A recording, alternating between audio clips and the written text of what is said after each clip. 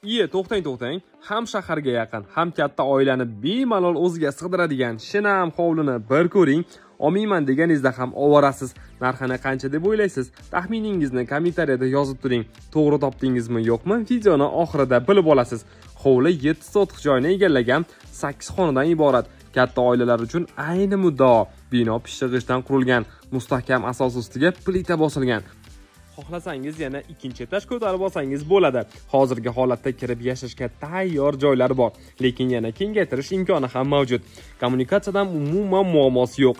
Gaz, svet, suv hammasi bor. Kanalizatsiya davlat tomonidan kelgan. Tashvishi yo'q. Umumiy sanuzeli 2 ta, ichkarida bitta, tashqarida bitta. Jihozlarni olib chiqib ketishar ekan.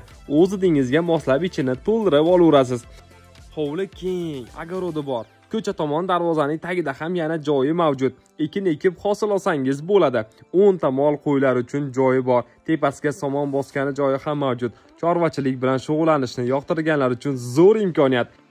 Selyos bosgani joyi ham tayyor holda. Agar siz oilangizni kengroq, tinch yashash joyiga ko'chirmoqchi bo'lsangiz yoki chorva tutib daromad qilmoqchi bo'lsangiz, aynan mana shu joy kerak. Bu hudud tinch, yo'li yaxshi, do'konlar va maktablarga yaqin. Videoni boshida aytganimdek, eng muhim joyi, ya'ni narxiga egalari bo'lishiga $90,000 so'rashyapti. Ekranda egalarning raqamlari turibdi. Bemalol bog'lanib, o'zingiz kelishingiz mumkin. Manzili Farg'ona shahri, 5 bola, Belova ko'chasi, 34-uy. Bundan tashqari yana 8 sotixli 9 xonali hovlimiz ham bor. Kirib yashashga tayyor, uni ham sotamiz. Narxini alohida kelishsak bo'ladi, deyishdi egalari. Ana akam, opam ko'rdingiz, ma'qul keldimi?